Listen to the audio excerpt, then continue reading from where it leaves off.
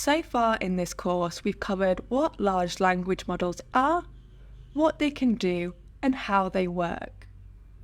We've discussed the transformer architecture and started to experiment with creating our own large language model solutions using GPT models via the OpenAI API. GPT models are fantastic at being able to generate text in response to a prompt. However, there are other types of NLP tasks where other large language models excel. In the next two sections of the course, we'll be looking at two models in particular, BERT and XLNet. You might remember these names from when we covered different methods of tokenization through the Hugging Face package. We'll look at the architecture of these models, how they differ from one another, and work through a practical exercise using these new models. So let's get started by introducing the BERT model.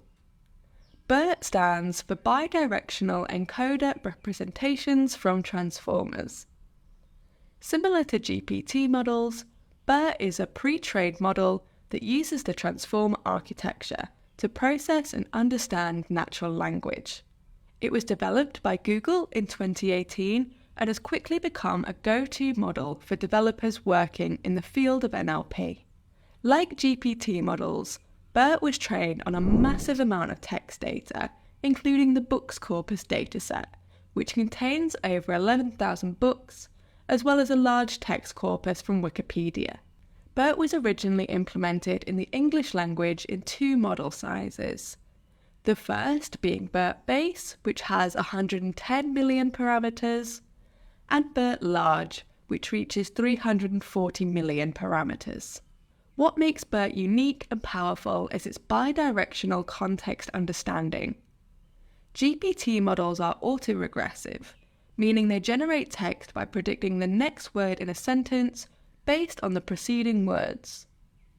On the other hand, BERT uses a pre-training process where it learns to predict missing words in a sentence by considering the entire context, both words to the left and right of the target word.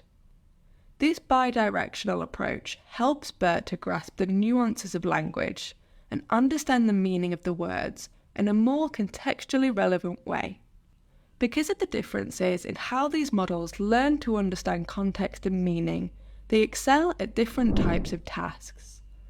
GPT models do exceptionally well when used for conversational AI and chatbots, whereas BERT is primarily used for tasks such as sentiment analysis, question answering, and named entity recognition.